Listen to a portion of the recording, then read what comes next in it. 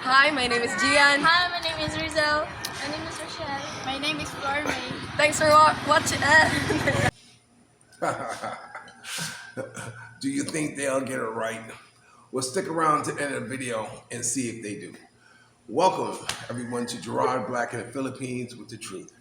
I'm going to welcome you to my channel, all my subscribers, my future subscribers, all my, hey, let me check this dude out, all my scallywags, peaches, triggers, haters, lovers, commenters, each and every one of you, I want to welcome you to my channel.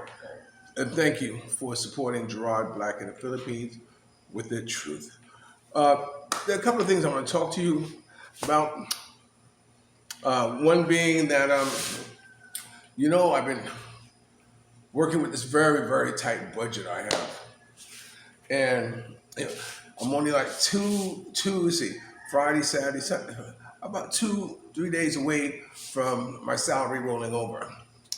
And last night it was kind of crazy. I tried to explain to Mia, and this is very frustrating to me, is that you don't have to ever worry about money. You don't have to worry about nothing. I will take care of you. And I don't understand for the life of me why that is so hard. You know, uh, you know, uh, uh, you're getting angry and want to get upset yourself. When you are carrying such a precious cargo, it's not something that I like to see. So she wanted fish, and so I said, okay, we have fish. I said, I got a little money in the bank, go get you fish.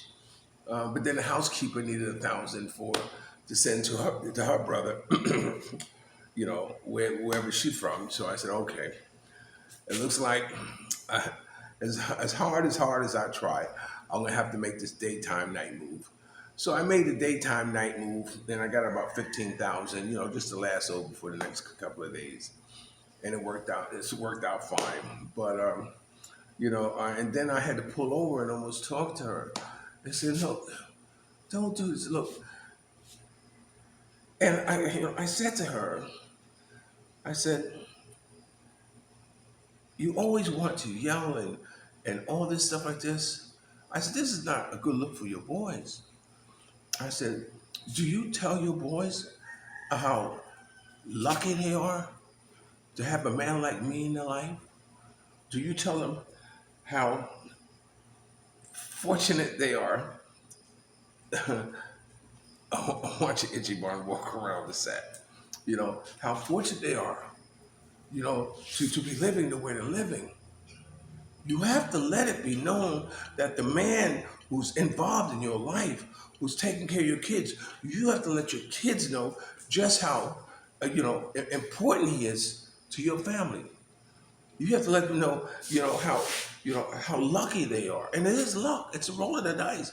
How lucky it is that she has chose the man who's willing to go out as far as he goes for them, to take care of them, to make sure they want for nothing, absolutely nothing. And and see, this is what happened with my children. The mother just put poison in their head, because we were part of that. We were in the life, so she drew from that, put it all in the kids' head, and as a result, I don't have any relationship with my oldest daughter whatsoever, because that's all she got was all the negative stuff. I tell my daughter no, that the money that was taking care of the household was from me. It was from my military disability that paid for college. And they gave them food on the table every month. I doubt that help paid for summer camps and all that stuff. I don't think they were ever told that, and I can't ask them about it because they always tell me I don't want to talk about it. You know what I'm saying? And because that love, because of that blessing, was never, instilled in them. All they was instilled was anger. Their mother's hatred. their mothers, pointing the finger at me, hey, for her going through what she went through, when virtually it was something that she wanted to do from the start. The point of the matter is that you have to. And this is why unconditional love is so important. I'm glad my youngest daughter came around, but my oldest never has, never will. I haven't spoken to her for over 20 years or whatever, and she doesn't want to talk. And I don't spoof her, I know she has a podcast. Hey, I promote it each time at the end of my video. Please support my daughter, Gio Goodrich, YouTube channel, because, it's if this is all I'm able to do for her, I will do that. I will do that. And I hope somewhere along the line that some of you have checked out her channel and help her be more successful than more successful, as she is today because of you. So anyway, I tell her, I said, you have to instill in them what a good man is. So this way, when they grow up, they know what a good man should be. They know what a good man, does. They know what a good man is. You know what I'm saying? So, be it as it may, I did my daytime night move. Everything's quiet on the rest in front, which is how it should be, and whatever. But the point of the matter is like, baby, I made a commitment to you to take care of your everything. Don't you jump up and tell me you're going to put something in the park. That's crazy. That's ridiculous. And just like, I wanted to have her hair done. Hey, I said, you want to have your hair done? So yes, when we have the money. I said, we always have the money. We always have the money. Don't ever think that, because there's nothing in my wallet, that I don't have resources, I don't have money. But anyway, so I had to do a daytime night move and got 15,000. So, because of that, there was someone else I want to help take care of. Not take care of, but I told them that in the beginning of the month, if, I'm budgeting, if this happens, well, might have to make my daytime night move, I would do something for them, and I will, because I make commitments. I don't make promises. I make commitments, and I made a commitment to do that, and I will do it. So anyway, what I want to talk to you about, really, is about having a baby. I spoke to someone who had gone through, having a child in the Philippines. And he explained to me that, Gerard, it's very important that what hospital you use. They said, if you use, let's say you have a hospital, a B hospital, and a C hospital. He says, if you have a B and C hospital, they are prone to milk the foreigners for as much as they can in the service because they know you can pay for it, and especially if it comes to cesarean, and more likely that's what Mia probably have because she's had those in the past. So he gave me a scenario of a friend of his whose wife has had a cesarean, and said the child has to be in a hospital for another month, a month under whatever conditions or whatever. And he says, well, what are you going to do? Are you going to say, no, don't do it, whatever, like this, I'll take her home or whatever? No, you're going to leave the baby in the hospital. And the bill skyrocketed to almost 200,000, pesos, when it would normally be, not saying that there's something scrupulous going on. It's just to say that the more reputable hospital you go to that are more familiar with dealing with foreigners, don't look at foreigners as jackpot. You follow what I'm saying? And there are smaller hospitals that would. So I said, well, what are you going to do? I live in Dumaguete. He says, if you can, he says, have that, because I spoke to him about wanting to go to the U.S. and doing that, having my child, and he says, well, Gerard, you know, if that's what you want to do, that's what you can do. But you have to take in consideration that you may have it here in the Philippines, and if you do, you should think about having it in Cebu. So I said, well, wow, well, if she goes into labor, how am I going to, get her to Cebu in time to have the baby? And he explained to me that he's had about 2 or 3 kids here, and he's a foreigner, and said that it can run anywhere from about 50,000 to 100,000 to have a child naturally.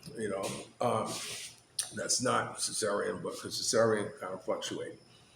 He says, but this is what you should consider to do. So I said, well, how would I do that? I can't just, fly it to Cebu. He says, no. He says, you find a driver. He says, you find a driver and have him on standby for the time that when she comes into labor. And if she comes into labor, you call him and you pay him 2,000 pesos to drive you to Cebu. Now, Cebu is only like about 5 hours away. The average labor is about 10 to 12 or something like that. He said, and that's enough time, to get you to Cebu into a hospital. So I said, oh, well, that makes sense. He says, go to a hospital in Cebu because, like I said, Cebu is more familiar with having babies, from foreigners and aren't so, I don't want to use the word greedy, but aren't so, exploit the situation of you being a foreigner in a B or C hospital. So and that is something that it's a very real concern, because that is something that even a layman can understand. That a foreigner going to an hospital, is always a good payday. So let's leave it like that. So anyway, outside of that, things are kind of going good. So it's good to talk to somebody who has been through what you're going through. And I was concerned about her uh, you know needing to be aware of you know the uh, the connection between myself and the VA. These are things that she has to be taught, so this way my child can live its best life here in the Philippines with the resources that it will have behind it. Which reminds me, I did think if I have a boy, I did think of a name to give it already. Are you ready? Are you ready? King Gerard. Woo! Woo! Woo! Yeah, so I thought that would be a good name for the boy. And of course, with the girl, it would be Queen Mia. Or I'll let Mia pick the second name, but the first name is going to be Queen. And I want those two names, I want them to grow into those names. Like I grew into Gerard, my name is Jimmy. Can you imagine photos by Jimmy or Jimmy Black in the Philippines with the truth. So anyway, so I know how important a name is, but King Gerard would fit the bill just perfectly. And and I also am pondering about the relationship that her kids will have with my child. And there are certain you know certain upbringing that I want to have my child to have that may be different from the Filipino way, and I'm going to ensure that it has that, or I stay true to that. So without going into a whole lot of details, I am happy, that I'm having a child. Mia is sick most of the time, and for the first 3 months, any woman that's been pregnant knows the first 3 months she's going to be throwing up and all that stuff and what have you. So she's going through that right now. But her biggest thing is her cravings, and to this date, knock on wood, that I've been able to fulfill those. And anything. She's going to hopefully go have her hair done today. And boy does it need it. So she's going to go into that. And I, try to. And she's walking every day, which is good. Her and the housekeeper go for nice long walks, which I'm very happy about that because that's a good exercise for her. Okay, so with no further ado, this is Gerard Black in the wait. No wait. Gerard Black in the Philippines with the truth. Remember, dreams are nothing more than plans awaiting action. Never disrespect the elder. You always pull someone up. And sometimes you're the only one to see a vision. And the best revenge in life is to live good. I'm living good today. I hope you are too. I've been lucky enough to have a woman like Ollie Woodson, former lead singer of the Temptation One song. Treat her like a lady. And ladies, if you're lucky enough to have a good man like me, never say no and make him feel like a king. I'll always love you more. I'll talk to you later. Peace. Never say no.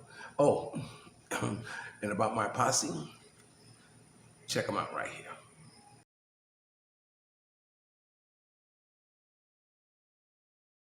Hi, my name is Gian. Hi, my name is Rizal. My name is Dorme. And my name is Rochelle. Thanks for watching Gerard Black in the Philippines with the truth. And don't forget to like, comment, subscribe, and ring the notification bell. Come to the Philippines! Okay.